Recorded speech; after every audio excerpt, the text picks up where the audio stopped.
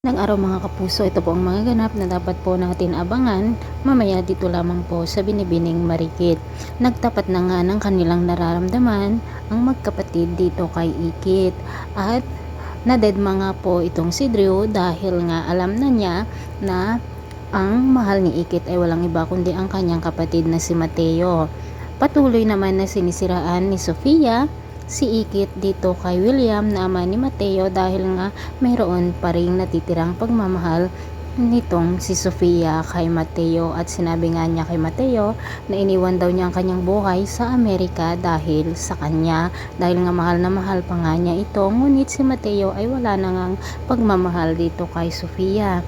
Nagkausap naman sina Soraya at Sofia. Sinabi nga ni Soraya na magtulungan sila para pabagsakin ang ating bida.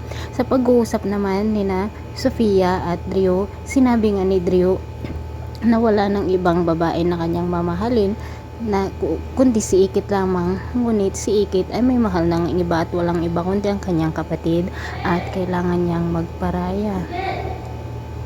Samantala, gagawin naman ang lahat ni Mayumi para sa ganun ay makatakas nga siya dito sa malupit na kamay ni Sofia, at nagkunwari nga po siyang nawalan ng malay kung kaya't agad na tinanggal ng mga tauhan ni Soraya ang kanyang gapos at mukhang dadalhin nga po ito sa ospital.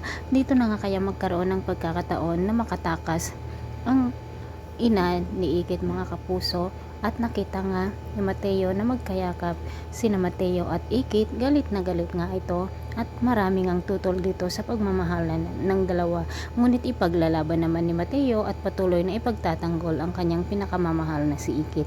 Abangan po natin ang love team na magaganap dito sa Binibining Marikit. Maraming salamat po, bye bye.